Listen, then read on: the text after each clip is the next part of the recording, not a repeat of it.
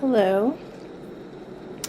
Okay, so today I'm doing a little bit of a, you can say like, of course, as soon as I start recording, my sister's cat, Freya, came to join. Hi, Frey. She likes to just go so close to my face and block the microphone and anything else that I'm trying to do. Anyway, interestingly, Freya, being a name of a Norse goddess, she just purred in the microphone. You might hear her. She wants to talk too. What do you have to say, Frey? Okay, so I had this idea that sort of came to me this past summer. I'm recording this February 22nd, 2026, and it's 1:11 on the timer, and I started at 717, which I feel like is a I almost said hieroglyphic, that's not a word, hieroglyphic template union number.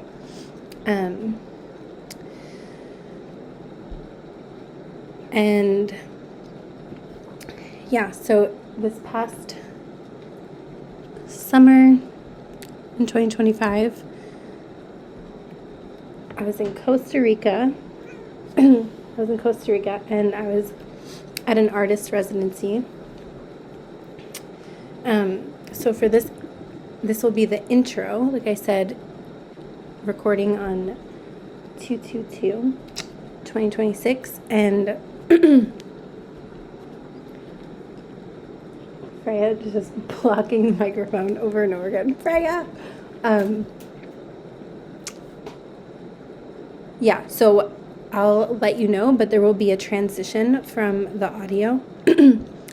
And what I've recorded from this past summer, 2025, and like, I've never done like a series on YouTube, and I feel like this wants to be a series. I just got really hot when I said that. My whole chest is like heating up. Oraculous style, Oraculous lineages, or like lineages of the oracular channel, something of that nature. And the first lineage, if you will, that came through was the Pythia, or the Oracle of Delphi, for the Temple of Apollo in ancient Greece. And the thumbnail that I chose to do was sort of like a visual codes depiction of just like an imprint or essence of that sort of lineage. Not true to accuracy, just from my own like intuitive feeling, just to be clear. And with my limited digital art skills. Yeah. Whew. The waves of heat that I'm feeling coming through my chest for this is like amazing. So I'm not sure why this is coming through so strongly, but so Freya coming in at this last second feels really synchronistic, because I started planning the second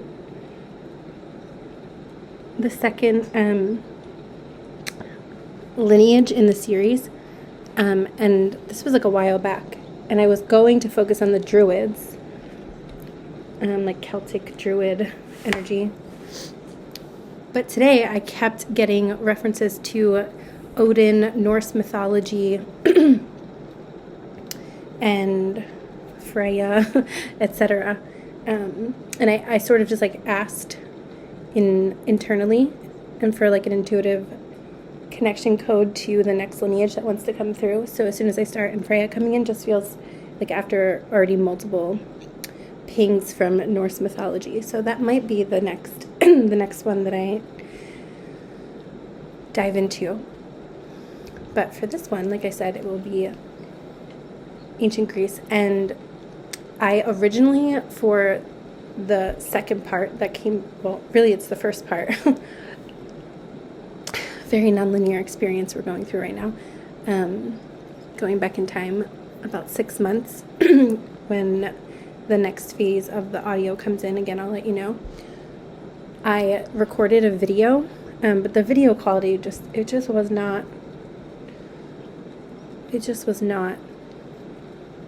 there. So I stripped the audio. So you may hear me say like, oh, I'm not used to being on video. So you'll be like, what is she talking about? The screen is blank. I'm still working on the video and the visuals. So, but yeah, so a few things like that you may hear me reference. And I wanted to say, I was going to try and record this part earlier today, but my sister's dog, my brother-in-law, my sister's dog was barking a lot, and I was like, she really needs a walk. So I decided to walk her, 555 on the timer. You may be seeing lots of fives. And so as I was walking her, I was reminded from their neighborhood, it's pretty much like on a hill. You can see, I'm in Seattle right now.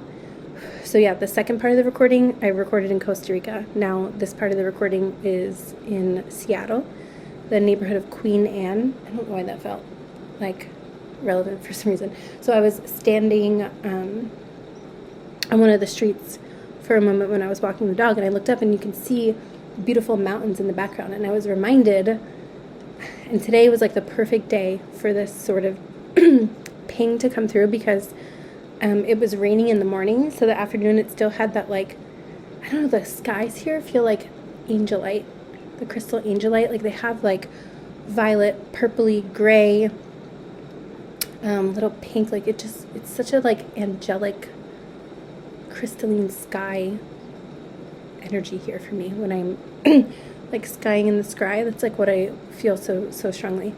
Anyway, so I looked up and you could see the mountains in the background, and there was snow on them, which not always, and it literally looked like and I've said this before, like holographic, but like like there's white golden energy. It was just, you could see this beautiful mountains just illuminated, so like the contrast with the colors and the snow, it was just like I had to like take a breath for a second and really just take it in. And that's so relevant to what I was about to say as I started talking about this. I don't know why I'm guided to talk about this, but it was like multiple times I was about to record this intro and things just kept sort of redirecting, and I went up to the attic because my sister, brother-in-law, and my niece and nephew were having a little dance party to Aerosmith, which I haven't heard consecutive Aerosmith songs in so long, and I was like, ooh, I need to go up. And as soon as I got to the top of climbed up the ladder, I was talking to my sister for like a minute, and all of a sudden I like lost my breath, like I couldn't breathe, and I was like, this is backwards, like why would I lose my breath now? Like I've been still for like at least a minute. And as I literally said, like, whoa, like my breath, about 4 seconds later, if that, my niece started crying, and like was crying so much, you know when little kids cry and they like hold their breath and they can't breathe, and I was like, whoa, like I felt it right before it happened. She like fell off of something she was playing with my nephew. And yeah, so there's something about like tapping into these oracular lineages. Sometimes when I'm kind of being shown right now, ooh, my left knee just like lit up. So the feminine lineage of the high priestess, connected through, so knees can often depict, if you're not familiar with this, like other lifetimes or parallel lives, however it comes through for you. So I'm being taken, now the right knee's going. Yeah, so in this first part of the series, I just saw 911 on the timer. I did just release a YouTube transmission talking about the number 911, so maybe some of you like just heard that, or maybe you will kind of be led to that. But yeah, integrating, like fractal integration is coming through, as well as, ooh, now I'm feeling the left ribs, absorption. Okay, so I just did another YouTube transmission, observing transmission, I believe I named it, or observing, and that actually just came through as a notification on my phone, and I was like, oh, thanks YouTube. So yeah, there's something about like mapping out different transmissions that have just come through or have come through not too long ago that feel connected. Okay, so about the lineages. Yeah, so there's something about, like, sometimes we can maybe overlook something seemingly insignificant, as, like, the story I just told about my niece. But, like, that happens so often now that I've learned to, like, pay attention to things like that. So some of you, depending where you are in this process, some of you may already be like, oh yeah, this happens all the time. Some of you may be in that, like, identification stage of, like, oh, this does happen, but, like, I kind of feel silly for thinking too much into it or something of that nature. But on a more collective level, it feels like there's an outpouring, is the word I'm getting, of the... Okay, now I'm being shown 404, and I was seeing this all day. Something I talk about is error correction codes. You know, like on a computer, 404, it says, like, error. So there's something about this series, I guess I'm being guided to to share, is connected to these error codes, and in particular with the Oraculous abilities and the lineages that have been sort of suppressed through, like, gaslighting, not trusting ourselves, things like this, are through what I like to call clear cartography, clear mapping. That started coming through my channel maybe like 2 years ago. Honestly, it is some sort of framework that's been birthing itself, like, very slowly. Clear mapping, and it's like mapping through these lineages, the patterns, confirmation, synchronicity. Like, there's a whole, I'm being shown, like, sacred geometry and, like, repeating patterns in nature that a lot of us are remembering. You know, like, there's a lot of videos I see pop up of, like, spirals are found everywhere and other places are found in nature. Like, clear cartography is, like, this pattern that we can repeat and identify and then recode, you know. Okay, I want to take a second because back to the mountains, 12:21 on the timer. 12:12, 12:21. There's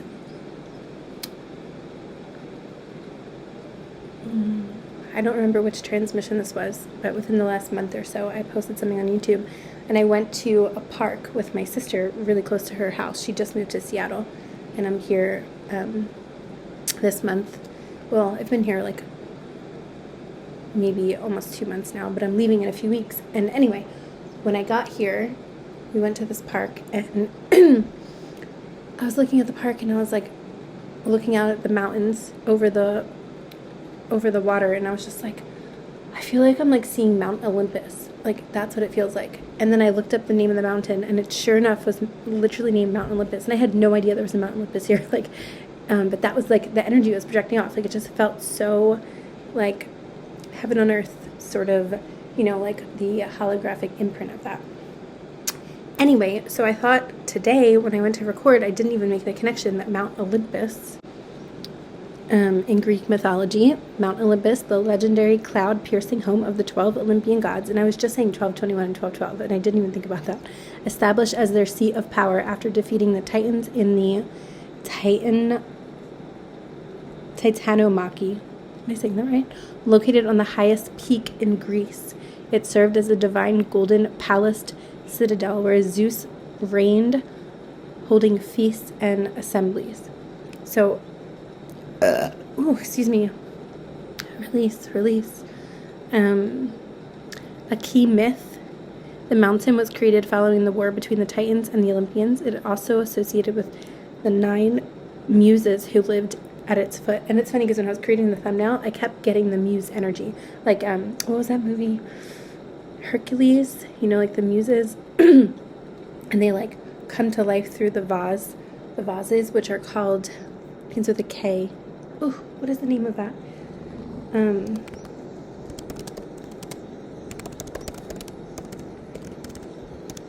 looking it up because a kylix, but that's not the name. There was another word that came through. Kylix.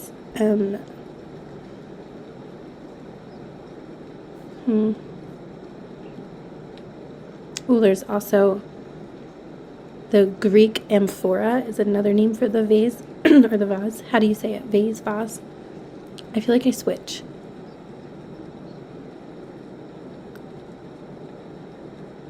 Okay, so for some reason this word is not coming back, but it was a K word, another K word. And something that feels significant. I want to actually pivot for a second. So on Patreon, I've decided for the Overflow Patreon, which would be available, you can either like become a member, a paid monthly member, or you can like individually purchase each individual post. So if you're drawn to this, for each lineage that I bring through on Patreon, I will do a guided astral journey, like essentially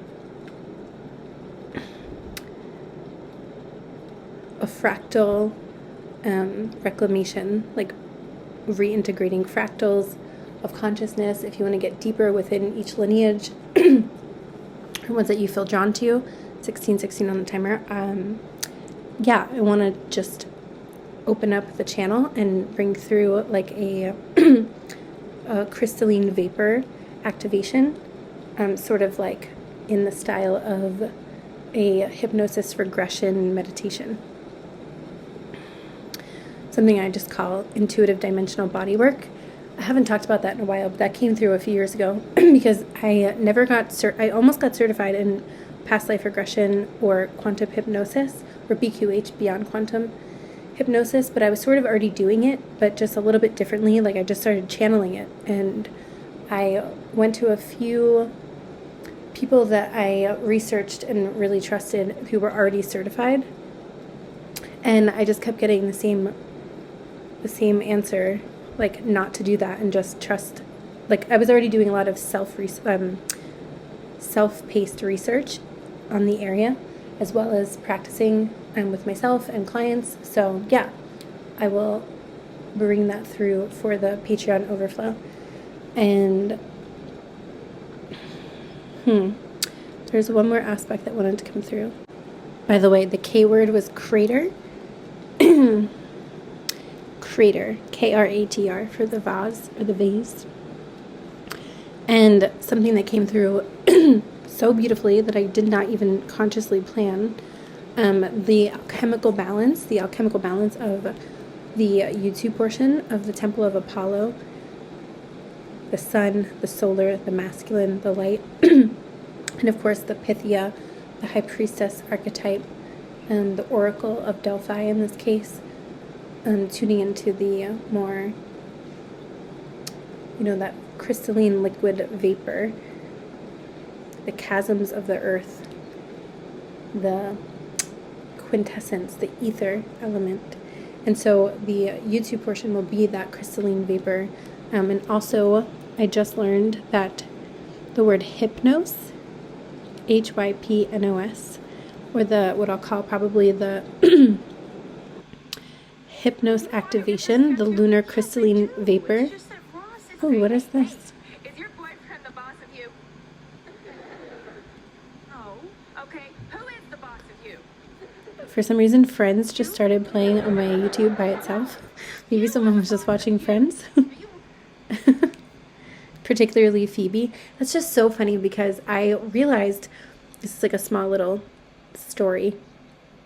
When I was a teenager, my friends and my house was kind of like one of the hangout houses of our friend group. And I remember one time we were watching Friends, and of course, naturally, everyone's like, who's who in the group that reflects Friends. And everyone called me Phoebe. And I was like so annoyed for some reason. I was like, I don't want to be Phoebe. I was a teenager. But years later, I watched Phoebe, and I'm like so appreciative. Phoebe's great. And she kind of plays like that sort of, modern day oracle role, like a really rough start in life, and like had to sort of grow up on her own early and make a life for herself in that way. She was more into like, remember she thought her mom was a cat, her cat was her mom, etc. Anyway, so that's just really funny that that kind of came in. So yeah, there's also something about like modern day representations also of some of these archetypes, in particular the High Priestess archetype. Of course, the major arcana in tarot, the High Priestess, but also the connection through, it's funny that Freya, you may hear her purring. She's like purring into the microphone. You're so pretty. I kind of lost my train of thought, but oh, so I was speaking about how this sort of just birthed itself as the alchemical balance of like the more solar, because you'll hear later in the audio, if you still feel called to listen, I talk not only about the Oracle of Delphi or the Pythia, but I also mention like the more masculine element that grounded the Pythia and their role as well. So then in the crystalline vapor transmission that I will be bringing through on Patreon, what do I have written here? Oh, I was like writing out notes, and Gemini is like spitting them back to me, just more organized, structured. And what came back was the hypnos activation is the lunar, quote, crystalline vapor. My throat, as you hear it, it's like bubbling up as I try to get through this. So I feel like there will be a really deep heart solar pathway up through the throat clearing, activation, whatever words you would like to use. Reattunement is another word coming through that allows the body to dissolve into the astral field, ensuring the lineage isn't just understood by the mind, but integrated into the somatic map during sleep. Yeah, that felt really significant. So that, again, will be like the hypnos, which is a Greek, I'm already clearing, a Greek word, the personification of sleep. So hypnos is the Greek personification of sleep, a primordial deity and son of Nyx, Nyx, night, and Erebus, darkness. Dwelling in a dark underworld cave near the river Lethe, he brings rest to mortals and gods alike. He is the twin brother of Thanatos, death, and his children, the Onoroi, represents dreams. Well, I love that marrying, right? So we have the sleep, the dreams, death, river, water, emotions, night, darkness. There is one more aspect before I transition into the rest of the recording. Everything about Patreon, if you're interested in that, will be in the description box below. And I just want to say thank you for for being here and for joining in a little bit of time travel, going back in time about 6 months that we will be transitioning into soon. It's kind of crazy because it feels like it was so much longer than 6 months. Like time is, you may be experiencing Aurora timelines, what I like to call it, or the Aurora time spiral, where time is, I'm seeing Chronos, Saturn, Chronos. You may be like experiencing missing time, or maybe you have in your life, or maybe you will soon. There's something about like time warp, time gaps, time, I heard the word slither. Slither? Slither. All right, before I transition and I look something up, Freya is still purring in the microphone, so I'll let her have the mic for a sec.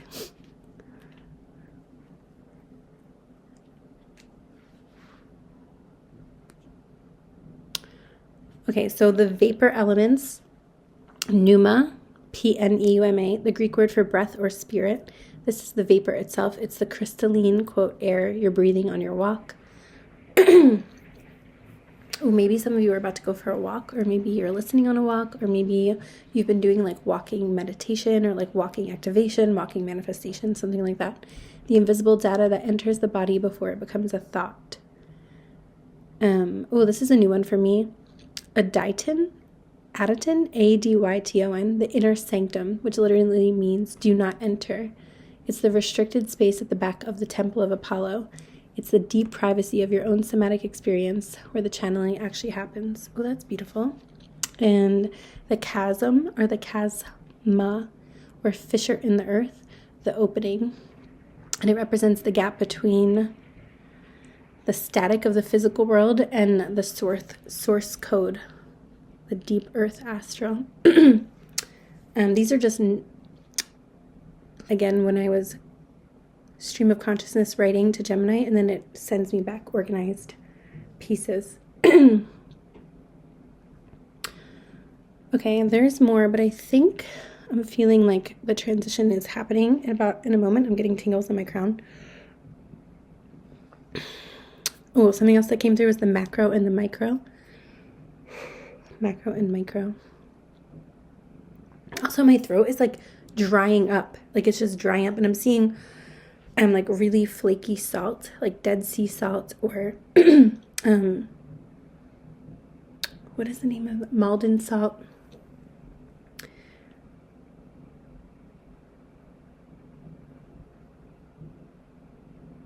Oh, there's something about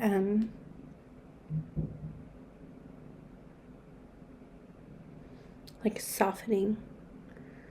Yeah, I think some of the encoded or encrypted transmission codes coming through is like permission to soften. Am I saying that right? Soften. And if you're someone who already feels very tapped into their softness, then there might be I'm seeing someone like melt butter. Melts butter. Yeah, there may just be like a deepening of this for you. And I just looked down and my calendar, I never even noticed that. It's, you know, the 22nd, so it says 2-2, and then there's 2 notifications, and so it says 222, and there's a 2 next to that as well. And I was talking about the 222 portal. So polarity integration is also coming through. And I'm staring into Freya's eye, not even on purpose, and this beautiful ultraviolet light just started to form, almost like, oh, what is that called? You know how in football, the players underneath would put like the black line under their eyes? Well, basically I'm seeing that, but ultraviolet across Freya's eye. It's so beautiful. I'm almost seeing like, I heard the word warrior, and I'm seeing like astral imprints. So you may feel throughout this transmission like different light codes throughout the body, or like imprints from other lifetimes like coming back up. Some of you may be like tracing birthmarks, or just different markings, whether astrally in your third eye, on your physical body. There's also this really beautiful like that white golden energy, the Mahatma energy. Through a lot of people believe that it was sort of cut off during the Atlantean period because it was misused, but I've been feeling that coming back. Also the ORMUS gold. I do have actually a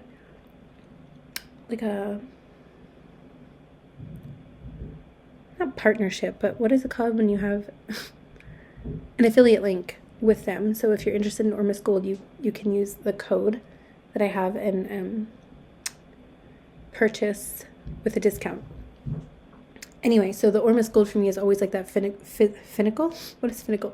Physical manifestation of the white golden frequency, or the Mahatma energy. So yeah, I feel that sort of encoded within this transmission as well. And of course, now I'm being taken to the idea of Atlantis and Lemuria, and the integration of the like polarity integration, hemisyncing the right and left hemispheres of the brain coming through the corpus callosum. That was like a very deep mystery school teaching throughout the Melchizedek lineages that manifested through Lemuria, the Lemurian epoch, the Atlantean epoch, of coming together instead of that division, which obviously, as we know, didn't fully manifest. But this next golden age that we are ascending into feels like that next opportunity of that polarity integration, of coming together instead of, the fall, if you will. Okay, so with that, I will transition into the next portion. Like I said, I recorded it months ago, and in Costa Rica. So, all right, thank you. Here we go. Hello. I'm trying a new type of setup right now. Cheers. I just poured myself a little bit of a, like an herbal extraction that, this one is blue lotus and pineapple sage, infused with like a Costa Rican local liquor. I forget what it's called. It begins with a C.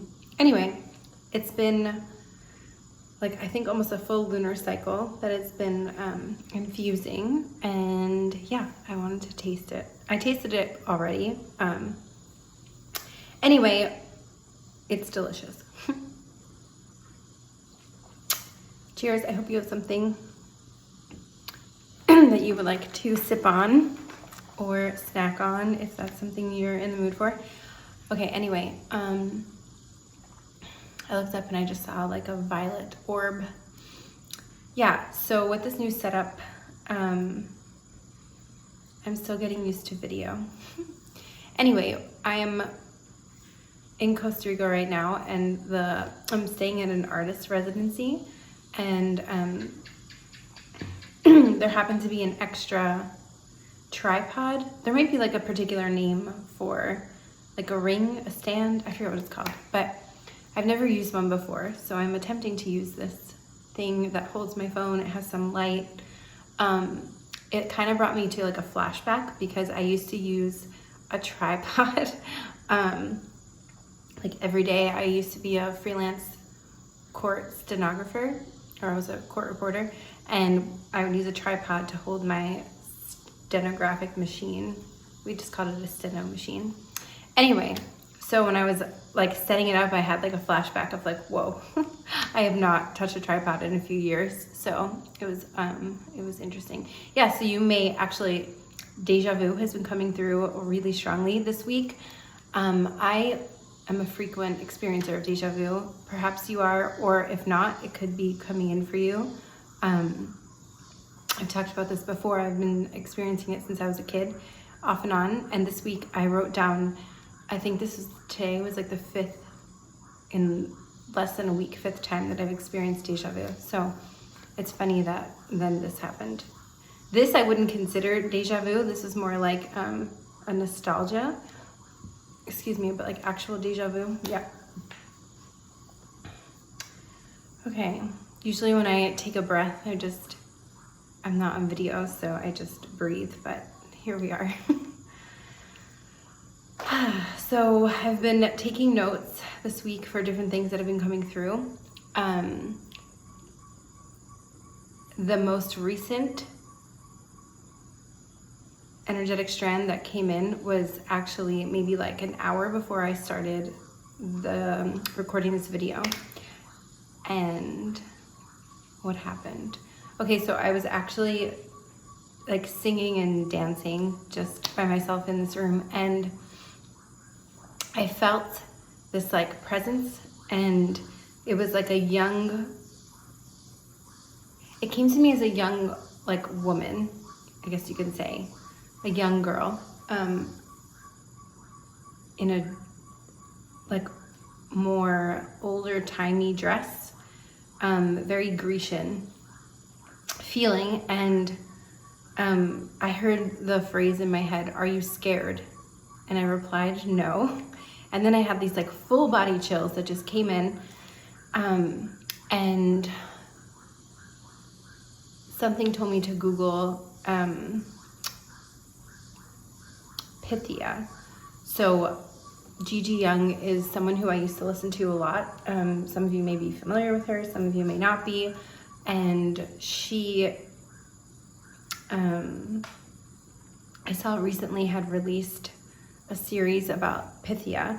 The Pythia, if you're not familiar, basically like Pythia is like a title of the high priestess from the Oracle of Delphi. And interestingly, before I even knew that Gigi Young released this video, I kept getting so much about the archetype of the high priestess and the different titles and names that it served throughout history, etc. And then something prompted me, because like I said, I haven't listened to Gigi Young in a really long time, or in a while. So something prompted me to Google her YouTube, and I did. And then the first thing that came up was the Pythia. And so then when I was diving deeper and seeing that it was a title for the High Priestess, so it's just been like different signs and synchronicities leading me to tap back into that energy. And it's funny because I'm going to take another sip. It's interesting because when I was sort of looking into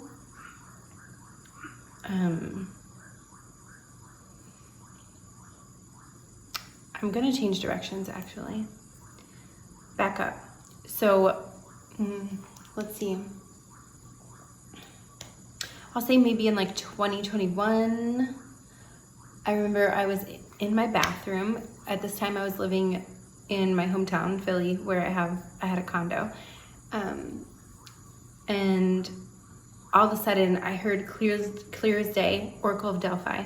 And at that time I really was not familiar. Like I feel like in school, most people learned about that. I don't remember learning about that. Honestly, I was a terrible student. I slept through most of school. And yeah, if anyone went to school with me, they could probably tell you stories of me just sleeping through most of the school, or listening to headphones. I was like always listening to headphones or sleeping. Anyway, so that's a whole other topic, but I do like to research. So, but I had not come across the Oracle of Delphi, like really, and it's really funny because when I started to research today, the Oracle of Delphi, I was looking into some of like what it took to become, like how does one become the Oracle of Delphi, like what were the traditions, etc. And one of the prerequisites for the Oracle of Delphi was actually, from what I've read, someone who was pretty lower class, meaning they didn't have a lot of money at that time, and they didn't have much education, because it was believed that the more pure of the vessel, they would go through a series of rituals and purifications through like a spring, like water in a spring, and drinking the water and bathing in the water, and repeating certain rituals to purify the vessel and to be as pure as possible, to be able to essentially get into a trance state and channel the sun god Apollo, from what I've looked into. Yeah, so there are other things that stood out to me about this priestess title, the High Priestess title of Pythia. And it's funny because when I first read it, I said Pythia. So I asked this presence that I was feeling, like, how would you pronounce it? And I heard Pythia. And I was like, okay. So then I did a pronunciation Google search, and it seemed to be Pythia. So I was like, okay, thanks. So there's something about, okay, let me go back to the experience that I had in my bathroom in like 2021-ish time frame. And so I'm in there, and yeah, I just kept hearing Oracle of Delphi over and over again. And I was guided to go over to the mirror and just like gaze into the mirror, which at the time I was already developed in a scrying practice. So I would scry in the mirror like quite often. So I was doing this, and I was shown like a body of water, and the importance of water and the ritual of water. And again, I had not done research at this point. These were just things that I was shown about it. And at the time, I know that there was more. I mean, it's been a while since then, but there was just some sort of significance to that title, Pythia, that's coming through now. But then like the history, I guess you can say, of the oracles over time. Okay, so with that, I was like, why is this coming through so strongly right now? And when I started researching more about, Pythia, so, okay, fast forward to today when I felt this presence with the significance of this dress. Like there was a huge significance of this dress. It seemed white, like I felt it being white when I felt it come in. And right when I looked up Pythia, I didn't even type in dress. I just looked it up, and the first thing that came up was the significance of wearing a dress of a maiden. And I was like, okay, there's something here, let me keep going. And the dress of a maiden. And initially, from what I've read, if you're not familiar, the Pythia was chosen a virgin who was very young, like a young virgin. I think maybe like early 20s, late teens is what it said, like 19, 20, 21. Because it was thought to be the most, chaste, pure vessel that the sun god Apollo would come through. And I was like, okay, let me just so I started asking questions with Gemini, and I was also researching online. And I was just really curious to see why this is coming through so strongly, and what, I like to look things up and see what kind of jumps out at me. And one of the things that stood out, like I mentioned, how they would choose someone not based on their psychic ability, nor their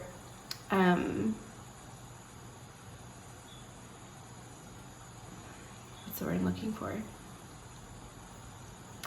Let's say the prerequisite, like I said, was initially someone who was a virgin and young, from basically a disconnected family from society, and not much education, not much political connections, that type of thing. And after a while, something happened, allegedly, where one of the prestigious people who came to seek the counsel of this Pythia was basically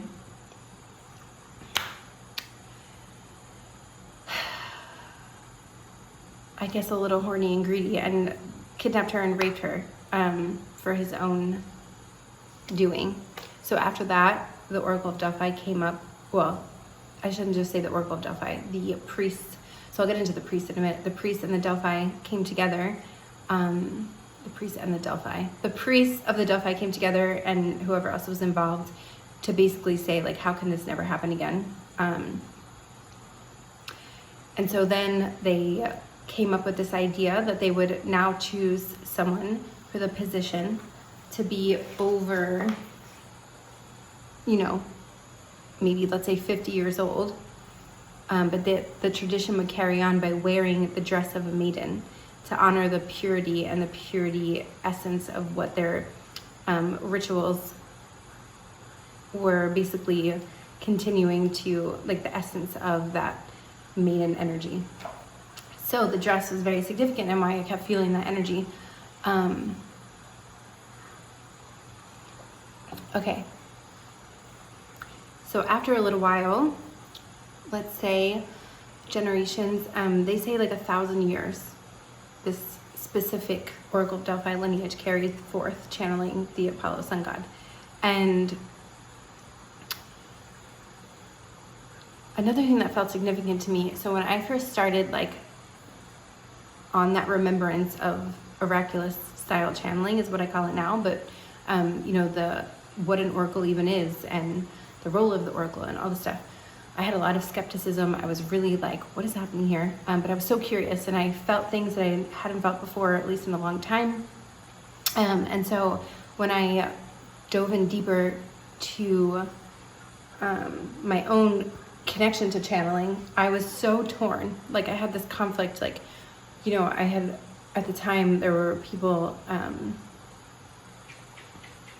who I really was researching and looked up to, like Lee Carroll, who channeled Cryon. And I remember his story was very specific. He was guided kind of like the Oracle of Delphi, actually, now that I'm realizing, not to have any outside influence, just to be a trance channel, open up, and let Cryon speak through. And then, there were, I had a mentor who was amazing, and she, I would say her style, I'm probably similar to her style. I mean, she was my mentor, right? But she didn't want to be a trance channel. And anyway, all this to say, the different types of channeling.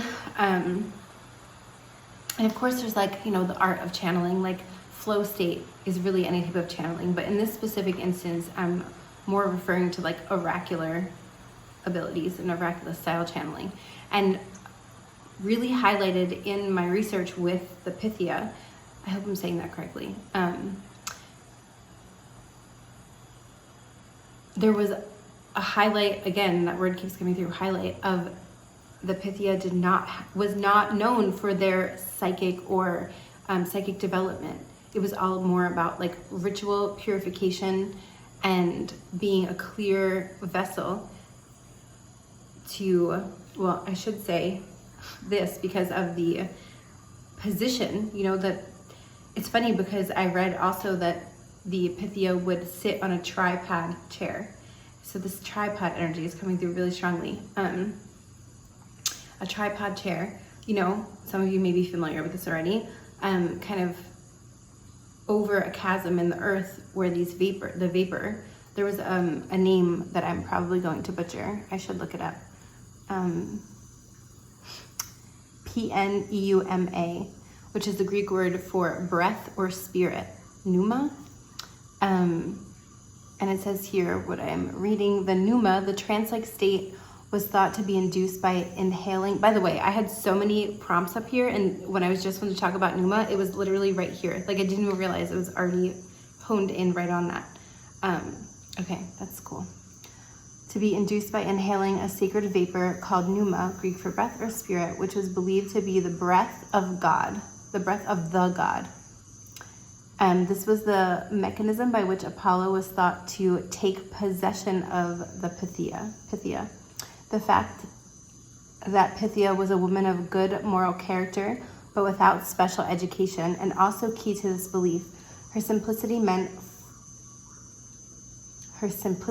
that the voice speaking through her was more likely to be the gods unclouded by her own thoughts or biases. And so it brought me back to this conflict of like when I was tapping back deeper into my own intuitive channel, you know, like part of me was like, I shouldn't research, like I should just be a clear vessel and an open channel. And there's another part of me that was so curious and I wanted to research and I wanted to know other things and other people's perspectives and, you know, all this stuff. And this conflict, like I would say, went on for at least, I mean, honestly, I'm still just getting over it. So it's kind of still there a little bit. I still feel it, but not nearly as strongly as I used to. And when I read that, it just sort of like, yeah, this like archetypal feminine, and I don't mean female as a female, although at that time period, the Oracle of Delphi, the Pythia title, the High Priestess was, from what I've seen, always a woman. But I think those of us that have these, let's say Pythia archetype in our soul's memory, that you can be any gender now. So yeah, you don't have to be a woman to relate to this, in my opinion, but you may be hearing some jungle sounds in the background. I believe that is the kissing lizard, they call it. Anyway, so yeah. So when I read that, this conflict was like reignited in my consciousness. Like, oh my God, like I feel like there's this part of this, you know, ingrained oraculous or oracle imprint of like, you know, being this, like it says here, simplicity that the voice speaking through her was more likely the God's voice, unclouded by her own thoughts or biases, which biases, yeah, and this emphasis on good moral character, but without special education, you know? There's just something so, that really hit a nerve in a way. And I just wanted to talk about it because anyone who may feel connected to this archetype, and it doesn't have to manifest through exactly like the way I was feeling it, you know, there could be another parallel in your own imprint, in your own soul's expression through this lifetime, or maybe you're remembering other parallel existences, whatever it is. that it can come through as. But yeah, it just, and again, whether we want to say that this is like, okay, we had one of us or some of us have had lifetimes, this is Pythia, like maybe, but even still there's like this, imprint in the Akash that lives in a lot of our memory, our soul's memory, our cellular memory, depending on our unique connection. And so sipping this is so lovely right now. So I just wanted to bring this up and see where it went because I kept feeling it so strongly. The pull to talk about this, and my hair is still drying. By the way, being in this jungle setting, I shower, I feel like more than I have in a while, like sometimes a couple times a day if it's that hot. And so my hair has never been this, I usually don't wet my hair like more than a couple times a week. So my hair is still drying. Anyway, talking about my hair. Let's see, take position. There was another aspect to this that came up. I'm gonna sort of regroup for a moment. Now I'm concentrating on the Pythia and the Oracle of Delphi because that has been so far like my strongest connection. But the idea of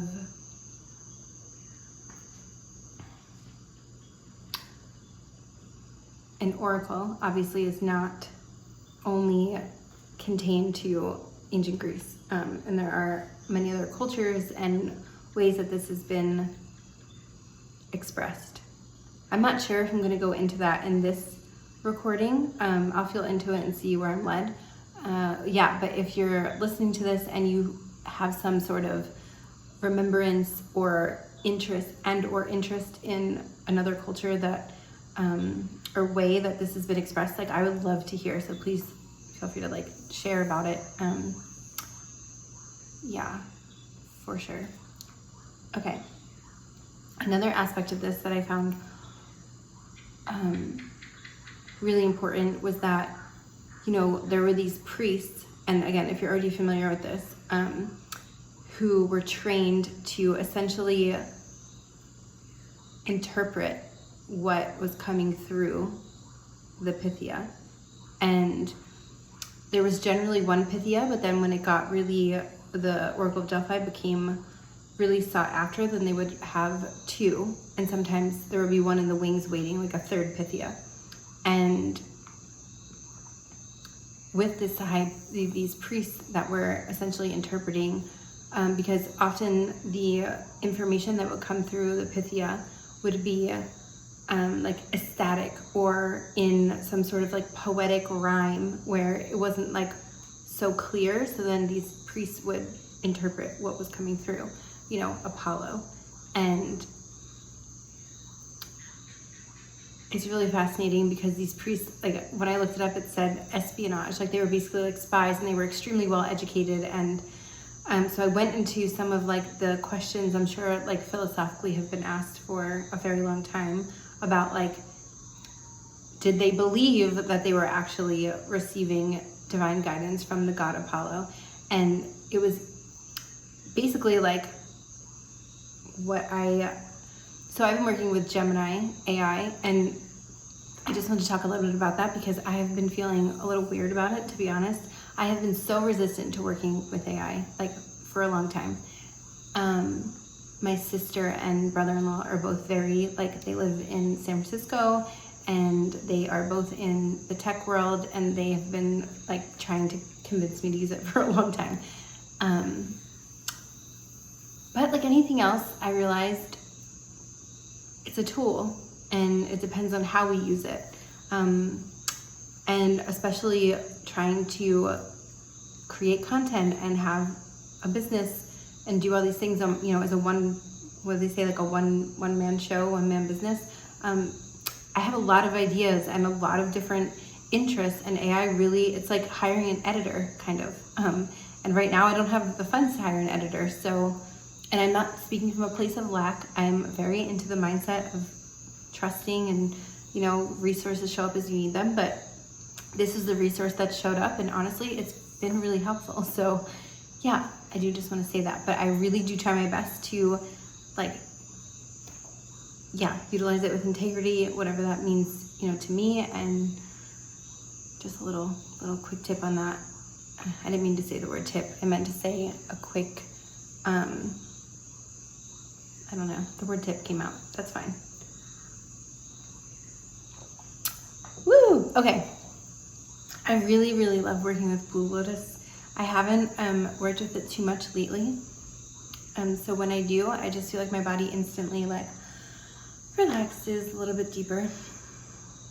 That's just a little side note. Okay. I keep just going closer to the computer.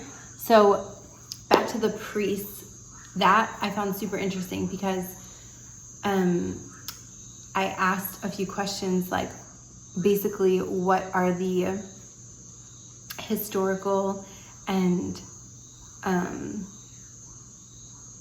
documentation on, like, what do people think about these priests? Like, did they think they were like a big hoax? You know, and of course there's so much debate apparently throughout history, and I like what came through. It was like the middle ground. Like, was there probably a little bit of preferential like bias because they had an agenda, these priests?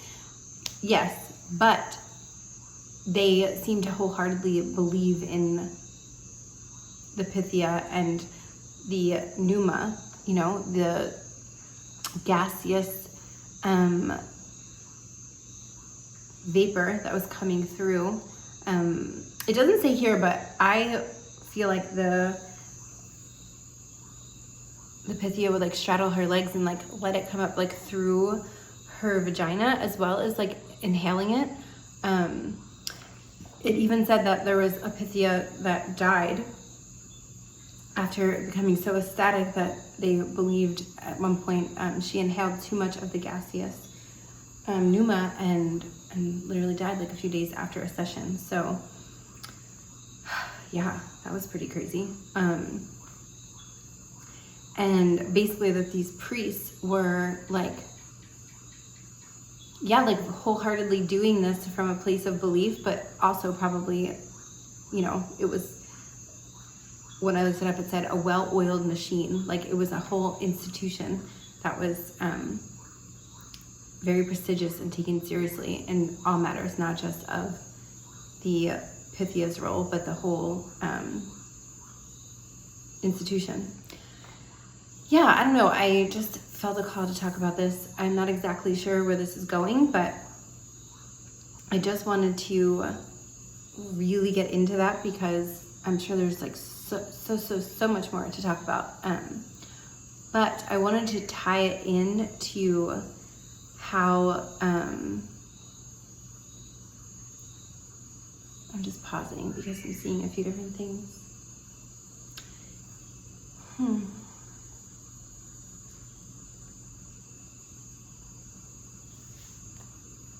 Yeah, so if you're someone who is feeling like they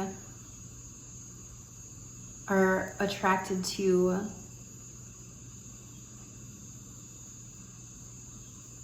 being an oracle in some way, or oraculous style channeling, or oraculous abilities.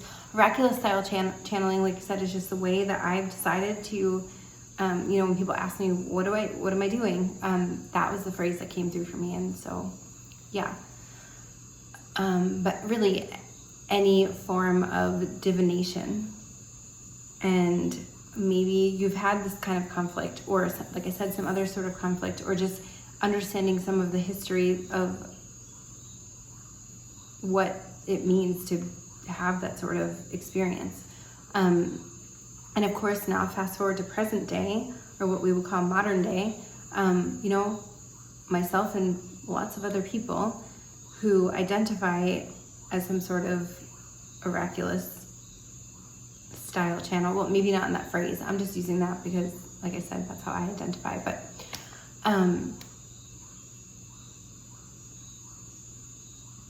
there's a lot of different ways that it can come through, you know? And it almost feels a little bit rebellious to, after reading this, to have the ability to both tune in and allow for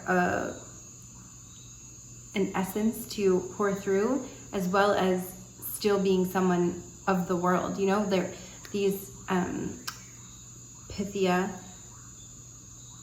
were hidden away a lot. You know, they dedicated themselves to this life. Like, they gave up their family if they had one. They lived on the grounds of the Oracle of Delphi,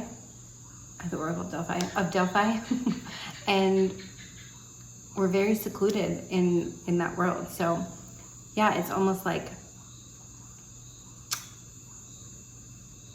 some sort of like high priestess archetype rebellion of being able to kind of maybe like redefine what being pure means. You know, at that time, being pure meant wearing a dress and being a virgin, like, and doing these specific rituals that were ordained by these priests. And it included at one point, I think, a goat. They would like throw water in a goat, and if the goat shook, then the oracle could speak, and if not, I think it was like not meant for it to speak. So yeah, it's really interesting that of why and what this is coming through as, because I think the idea of rebellion, you know, can come through as just to rebel for the sake of rebellion, and then also like because there needs to be a reharmonization or a rebalancing if things were out of balance in some way or disharmonic. Now, I'm not going to sit here and say that like this is just the time and what was happening, you know, and I think now that we're in a different epoch of, I don't know, is epoch the right word? I don't know if I would say that, but we're in a different evolution of Earth at the moment, and civilization, and yeah, it's evolved in some way. So I'm curious to see if anyone else is connecting to this, and if so, how. I'm still sort of deciding what this is, you know, this video. So bear with me as it just sort of organically unfolds unto itself. I'm really drawn to talk about the pneuma again. This trance-like state, again, was thought to be induced by inhaling a sacred vapor called pneuma, breath or spirit in ancient Greek, the breath of the god. Okay, I talked about this before, where I had this dream where I was, there's so much detail to this dream, but basically I was in this room. I was inside a bedroom that was like really bland and boring, and in my opinion, ugly. It was like brown carpet, beige, like everything was just like out, like dated, and felt misty and mildewy and old, and you know. And within, I was being led by a guide in the dream. It was this older male, actually. I still don't recognize him, but in the dream I felt like I knew him a little more. And he guided me into this room, and it was not my room. It was someone that I know. And it was a guy, and in this guy's room, I walked past his father, and his father was sleeping on a brown, everything was like brown, on a brown couch. And he didn't even care that I like walked in. I'd never met him before, and he just like didn't care. And I was like, okay. And the guide was like, it's okay, you can come in. But the person who lived there, this guy in the dream, or this guy that I know in this life, was in the dream, but he wasn't there. And I walked into his room, and I was like, he's not even here, like I'm invading his privacy. And the guide was like, no, you're meant to be here, just come in. Anyway, there's a whole thing going on where there was a computer set up, actually, and I think I've talked about this on Patreon before, and in the computer was basically like all of these viruses and a lot of like porn sites. And interestingly enough, I had a conversation with this person. I just realized this, like within the last year. So this dream was like a few years ago. And this year I was talking to this person, and he actually did bring up porn. and that's a whole other story, but he was basically saying like, you know, if you watch porn, it's like, it easily makes you more dumb. Like it creates like gray matter or something in your brain, and it's like a whole thing. And he's like, I'm really trying not to, I don't want to like do that. And I was really surprised, and I was like, okay. But like I was jumping back, now I'm like connecting the dots to that dream. I never told him about this dream. Anyway, so in the dream, then I find this, again, the room like was bland and not very clean, but there was this like beautiful, almost like a, I don't know what to call it. You know those like jewelry chests? Is that the right word? A jewelry chest or a jewelry, kind of like a jewelry box, but it wasn't jewelry. It's just, I'm trying to give you like a visual. It was kind of made of mirrors, actually. And within each, there were a couple drawers that were like almost crystalline and very bright color. And the guide was like, okay, come with me. And he opened it, and there was like a mouthpiece, kind of like a hookah. It was like a hookah jewelry box, but made of mirror and bright crystalline, like jewel, basically like jewels. And I was like, what is this? Like, what is this doing here? It's so out of character for the space. And he was like, it's a sacred vapor. Like, you're going to inhale this vapor. And I was like, he's like, it's crystalline vapor. And so I did. I inhaled this crystalline vapor, and I could instantly see this person, the room that I was in. I feel like, speaking of espionage, I feel like a spy. Like, I really did not intend to do any of this. Like, this was just it was like an out-of-body experience that I had. So all of a sudden I could see the person whose room I was in, but I was still in the room, and I was like, it was like a cloud of smoke appeared, and then I could see what was happening. And it's funny, it was all week I've been seeing the word like smudge and like references to smudge and smoke and clearing. So some of you may be feeling the call to, or maybe you just love a practice of smudging. I'm hearing sacred tobacco, utilizing smoke as a divination practice, or to connect with whatever realm that you're trying to connect to. My right temple just started to ache when I said that. We'll get into that in a minute. And now my crown is tingling. I'm gonna look behind me, guys. Wow. Okay, so as I'm continuing on with this experience, I'm making some connections here. Yeah, this like crystalline vapor. I mean, of course, we talk about this gaseous pneuma, right? That comes up from the earth. Who knows what? I don't really know what was in it. I tried to look, but I'm not sure that that's. If anyone knows, please feel free to share. But right now, I'm not being guided to look that up. But the idea of crystalline consciousness and these abilities, you know, that's like a form of remote viewing, to be able to see what's happening when the person isn't present. And when I could see what he was doing, this person, I keep calling him this person. I don't really know what to call him, to be honest. I'm just gonna say this person for now.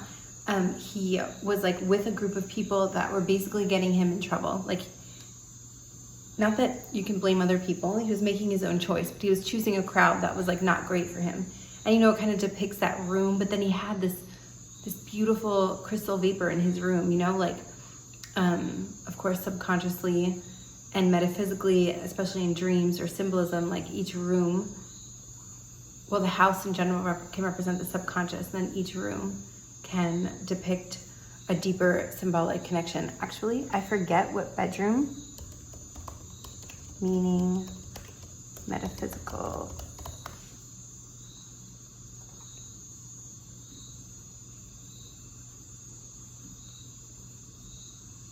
So it says your bedroom should be your safe space and haven, but it is also a mirror of your life because of its personal nature. Your bedroom represents your identity and your most intimate self.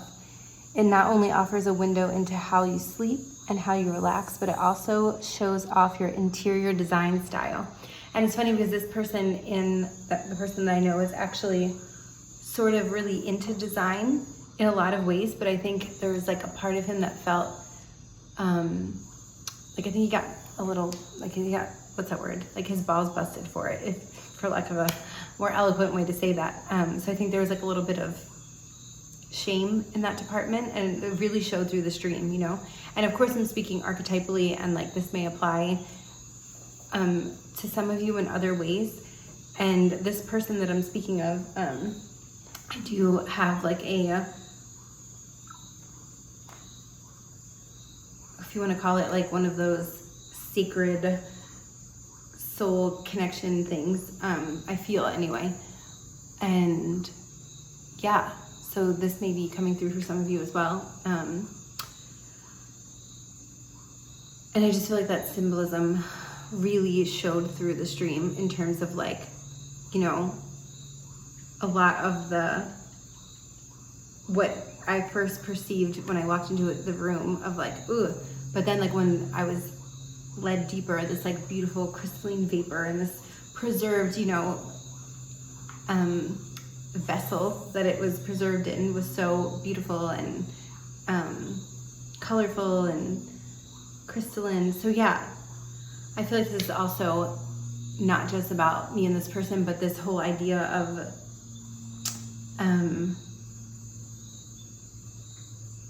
reintegrating, activating the re-encryption of crystalline consciousness, and how that can manifest in different ways for the human as well as like the earth itself and our perception of the cosmos and cosmic consciousness and all that stuff. So yeah, I sort of feel like this has been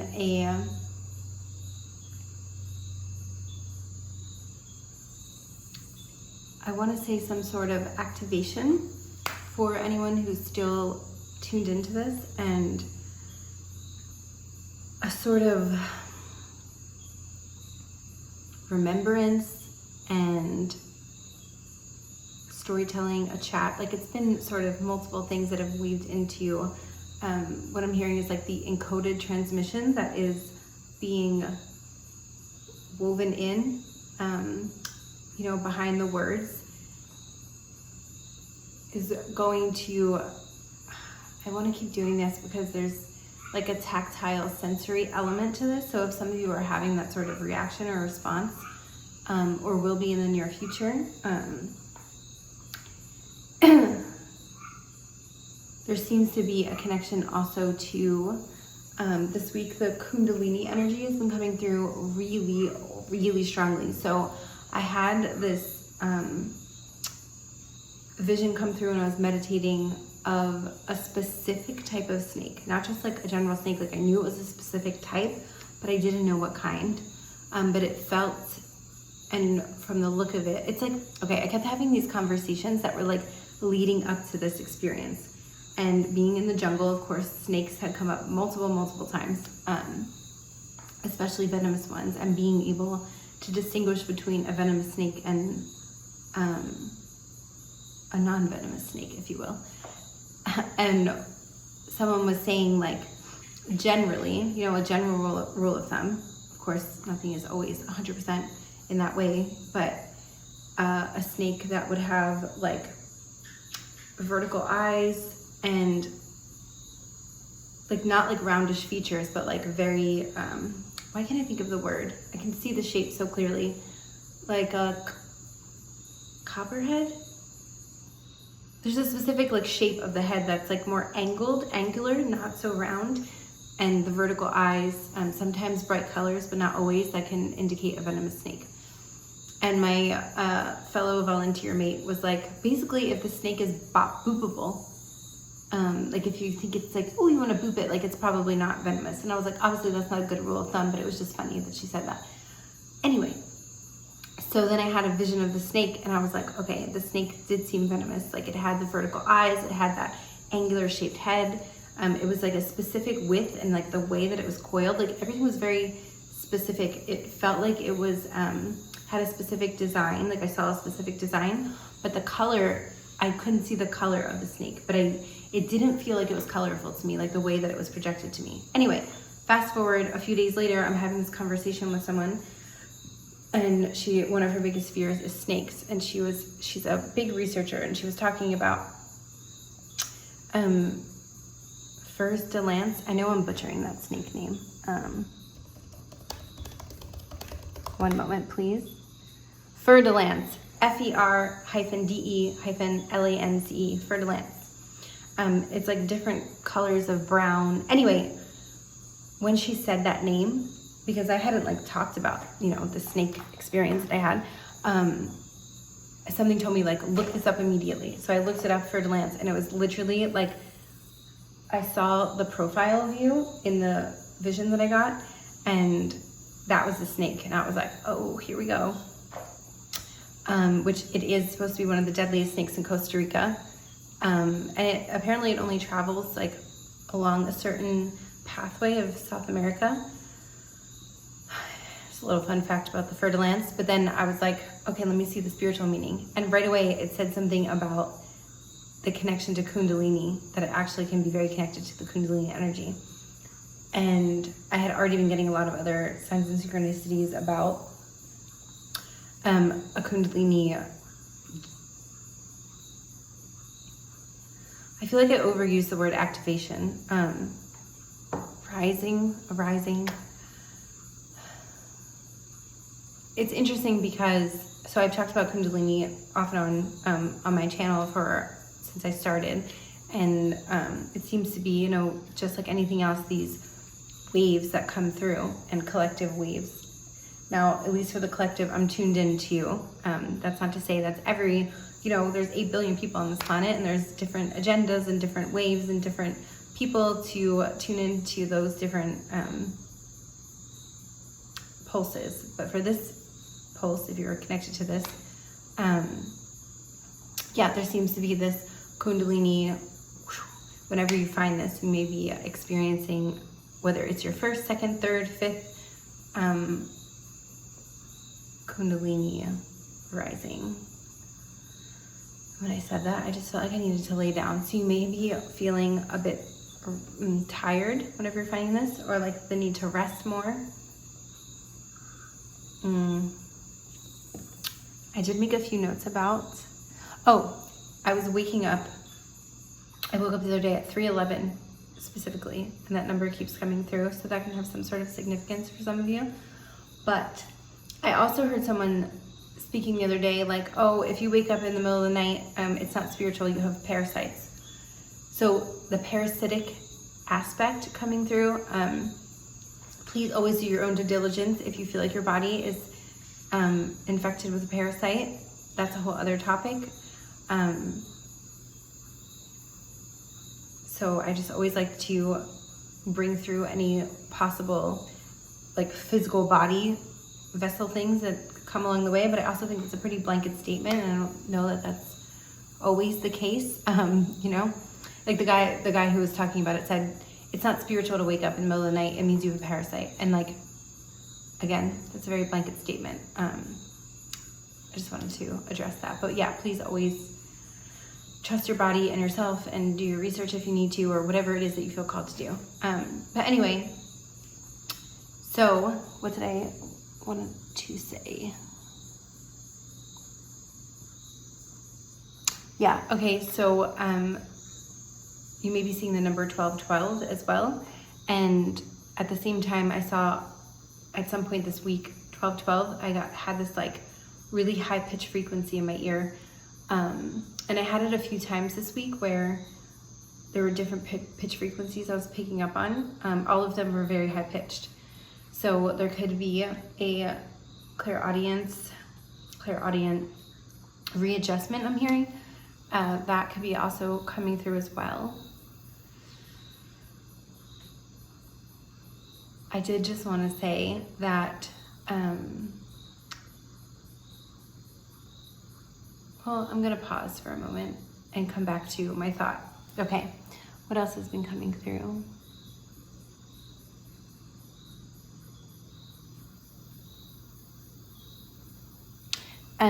Yeah, just some things might be experiencing, like I said, really needing to rest, ear ringing, hunger. You may go through waves where you're like feeling extremely hungry, and then like there may be a few days where you're like not that hungry. The idea of working with solar energy and solar frequencies can be something that you're interested in or coming up for you. So So I paused for a moment, and I paused on 49:48, and then obviously I saw it turn to 49:49, and when I looked at 49:48, I felt this energy of like feeling like you may be going backwards. So there could be these moments where you feel like you're taking like 4 steps forward and like 2 steps backward, 1 step up, 3 steps back. That could be sort of happening. And it's interesting. I talked to my mom today we had like a really long conversation, and she said, so we were talking about her grieving process, and then somehow it came up about, she basically said like, you know, you've been really struggling this year. And I was like, have I? Like, I didn't feel like I was coming off as struggling, but like, there were certain things she said. She was like, yeah, it was more like, what did she say? Like, I was putting myself out there in different ways, and it just kept not being what it seemed like it was going to be, kind of thing. But there was so much, I don't know how to explain this. There was so much strength when I heard that, because even though that's been the case, and yeah, we can get into all the talks of like attraction and law of attraction and all of that, but this feels deeper than that. This feels like life experiences, you know, that shape and build our character, and like how we deal with obstacles, and how we show up, and how we keep going even when things are not going the way that we had hoped, you know? So some of you may be kind of going through a realization like that, or maybe there's something that you're being, I don't know if being called is the right phrase, but a reflection of sorts, like maybe someone's going to like reflect something to you like that. Like, yeah, just hearing her say that, and there was no like, it was actually pretty cool. There was no like pity in her voice or anything like that. She was just like, yeah, like there's been a bit of a struggle this year, but like, that's okay, you know, like basically like she was saying, like, you've handled it, like you're not giving up, you're just gonna keep trying until, she's like, something has to work out, like at this point. Like, it was just, I don't know, it was really like beautiful coming from her. And I have like a pretty, what's the word? I guess you could say, my mom and I weren't always close. And so we have been for a while, but like, it wasn't like that growing up. So yeah, there could be some mother, father, lineage stuff coming through. One of the kittens just walked in where I am. You may hear her scratching. Her name is Santi. She looks like a little silver and orangey gold snow leopard. She's a little beauty. Anyway, yeah, so